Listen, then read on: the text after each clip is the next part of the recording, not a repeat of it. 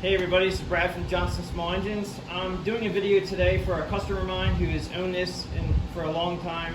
It's an Ariens 8524, so pretty much it's an 8.5 horsepower, 24-inch path. It's a nice machine, it's an old one, it's an old Tecumseh motor, and he had problems starting it. So I'm just going to go over how to start it, and hopefully this will help him out in the future as far as trying to get it running. Sometimes they sit so much in this area that we don't use them too much and they get a little bit tricky to start. But we brought it in, we got it started. The first thing you want to do is, I'm going to go over the controls here. Underneath the gas tank, we have a fuel shutoff, which is right here. Okay, and I'm not sure if you can see that, but it says off. So you have to be careful right here because this is a very flexible, the fuel line's here and it can pop off your fuel tank. So being that I have one hand, it's a little tricky, but you guys, two hands should be easy. You're going to flip it to on or off. Just kind of try to hold it while you're doing it so you don't pull this off the fuel tank. Now that's off now. And that's on, so you want to make sure you have it on. Make sure you have gas, of course. Make sure you check the oil before starting it, and we already checked the oil on this one, so this one's good. A couple of controls on this side. You have your on and off button. Okay, this is a key. It's not a button, it's actually a key. And you have to have this in and clicked in to make sure that it actually starts. This is like a safety interlock switch in here. You got to have this in or it will not run.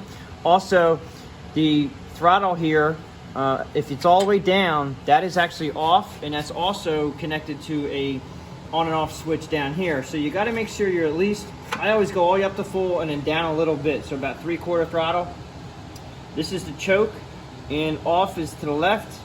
On is pretty much to where the flap is closed right there, so you know that's actually on.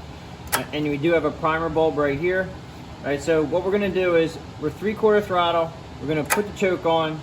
Make sure that the switch is on, our fuel is turned on. We're going to prime this 3 times. 1, 2, 3. And you have to make sure you prime it pretty good. Now when I give it a pull, this hopefully will fire up. If it doesn't fire up, then you should probably prime it 1 or 2 more times.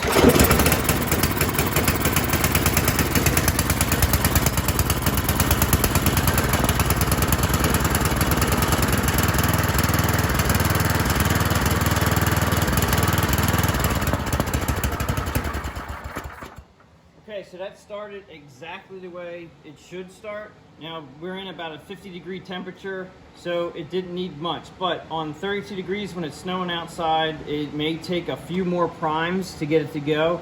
The primer bulb actually pushes fuel right into the throat of the carburetor and it helps it out in cold conditions. If it's colder outside, obviously you're gonna need a little more. And as you can see, I went from choke on to choke off, and you may need to compensate a little bit until it warms up, leaving the choke on, but this should run.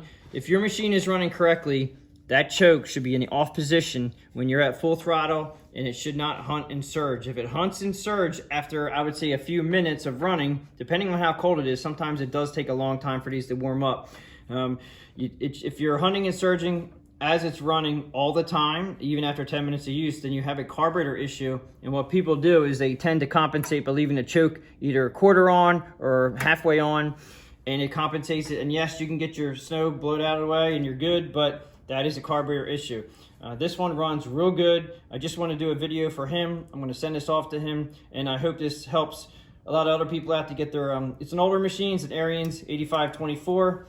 It's a good snow thrower. Please give me the thumbs up if you like this video, and thanks for watching, and please subscribe.